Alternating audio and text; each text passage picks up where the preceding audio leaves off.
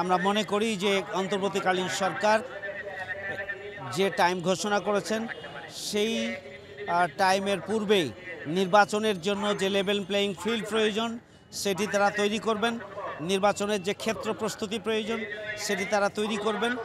আমরা এই সরকারের কাছে মানে খুবই গুরুত্বের সাথে যে বিষয়টি বারবার আমরা তুলে ধরেছি, যাদের রক্তের বিনিময়ে আমরা নতুন বাংলাদেশ পেয়েছি, আজকের এই পরিবেশ পেয়েছি, আমরা তাদের সেই সমস্ত খুনিদের বিচার আমরা চাই। যার কারণে বর্তমান সরকার আমরা বিশ্বাস করি যে নির্বাচনের আগেই বিচার প্রক্রিয়াটাকে একটা গুরুত্বপূর্ণ জায়গায়, অগ্রগতির জায়গায় নিয়ে যাবেন।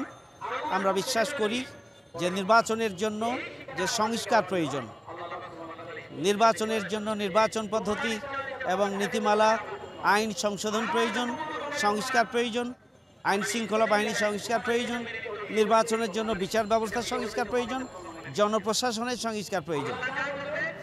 আমরা আশা করি এই সমস্ত সংস্কারগুলো নির্বাচনের আগেই, নির্ধারিত তারিখের আগেই সরকার এই সমস্ত সংস্কার সম্পন্ন করবেন এবং একটি সুষ্ঠু, গ্রহণযোগ্য এবং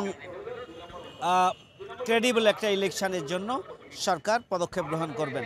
আমরা সেটি বিশ্বাস করি। এদেশের জনগণের প্রত্যাশাও সেটি।